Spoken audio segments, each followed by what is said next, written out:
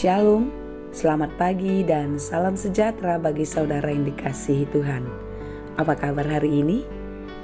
Doa dan harapan saya di awal bulan ini, di tanggal 1 November, kita tetap penuh semangat ya untuk menjalani hari-hari kehidupan kita yang masih banyak disediakan Tuhan bagi kita. Amin.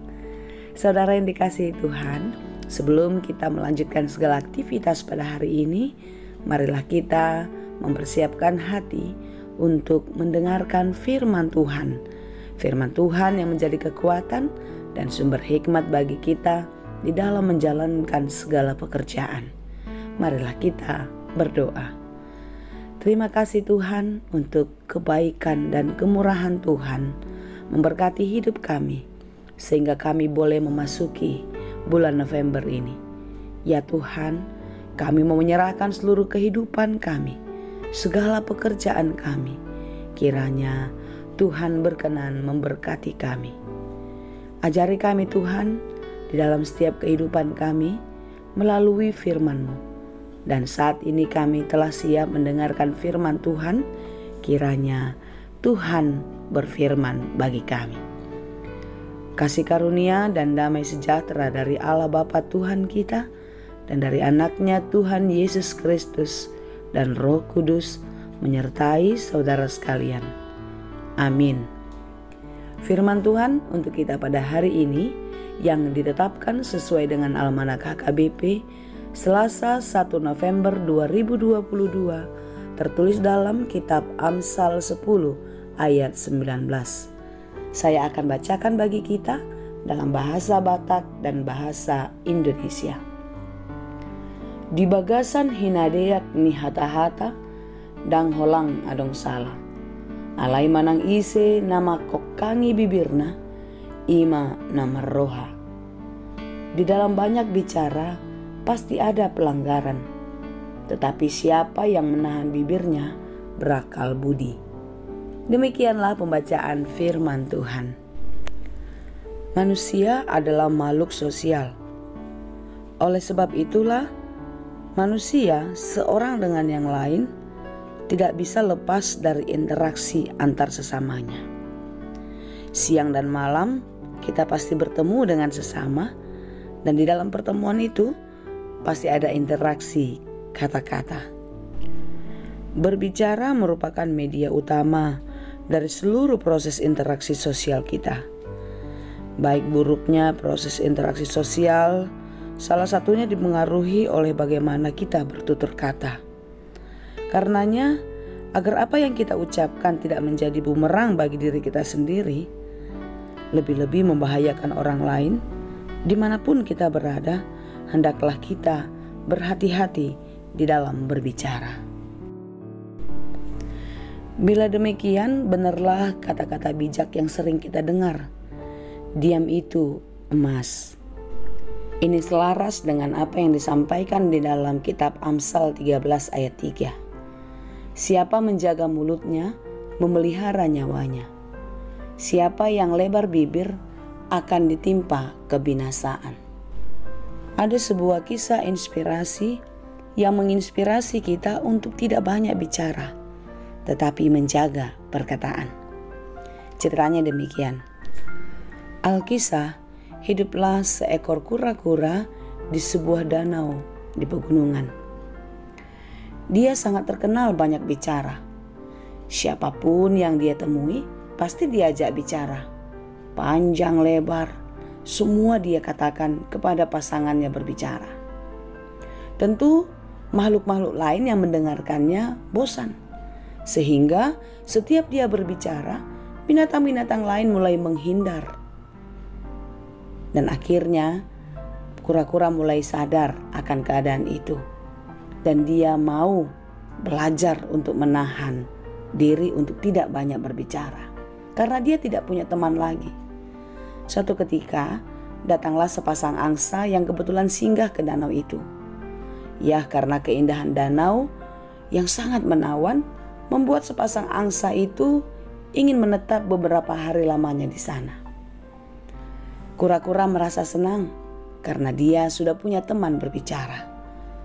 Dia mulai dengan kebiasaannya berkata-kata ini dan itu, tetapi sepasang angsa ini diam saja. Mereka seolah-olah tidak mendengar. Tibalah waktunya sepasang angsa ini akan meninggalkan danau. Kura-kura merasa bersedih karena dia akan kehilangan teman lagi. Lalu dia berkata kepada sang angsa, "Bolehkah aku ikut bersama kalian?"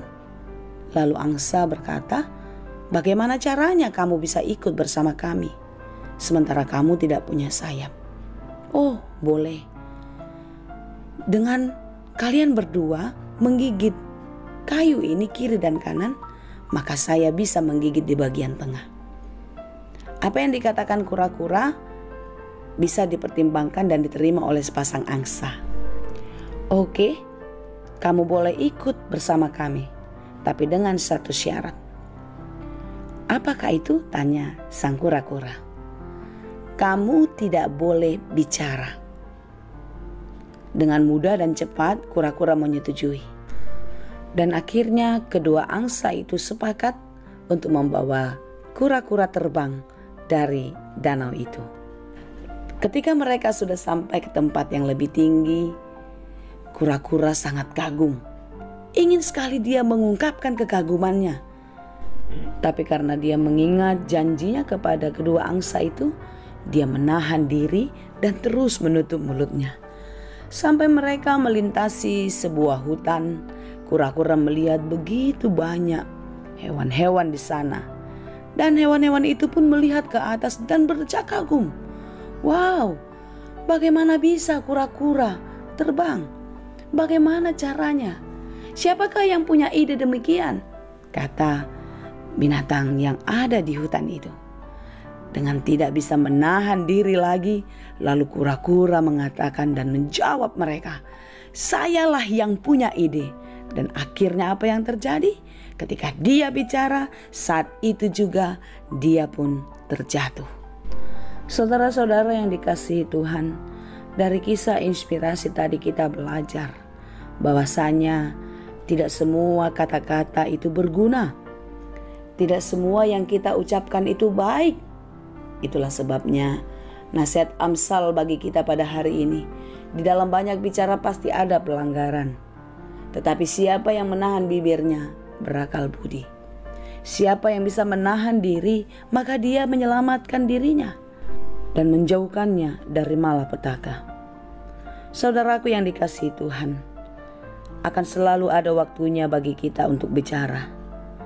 Namun, ada juga waktunya untuk kita berdiam diri. Apabila kita melakukan suatu dan berhasil, dan kita punya suatu ide yang hebat, tidaklah perlu kita membanggakan diri kepada semua orang atas ide-ide kita tersebut. Tetapi tetaplah rendah hati dan berfokuslah kepada tujuan yang lebih besar. Dan fokuslah kepada Tuhan, Sang Sumber segalanya. Kiranya Tuhan memampukan kita, Tuhan memberkati kita. Amin. Terima kasih Tuhan untuk firman-Mu hari ini. Firman-Mu yang mengingatkan dan mengajar kami untuk menjaga diri kami lebih baik dengan menjaga perkataan kami. Biarlah di dalam kata-kata kami boleh mengeluarkan kata-kata baik dan menjadi berkat bagi banyak orang. Dan biarlah kami boleh mengendalikan diri kami untuk tetap rendah hati dimanapun kami berada. Ya Tuhan, kami serahkan seluruh kehidupan kami ke dalam tangan-Mu. Segala pekerjaan kami, kiranya kami dimampukan melakukan segala pekerjaan ini dengan baik. Dan biarlah pimpinan Roh Tuhan, tuntunan firman Tuhan yang menyertai kehidupan kami senantiasa memampukan kami melakukan segala pekerjaan seturut kehendak-Mu saja.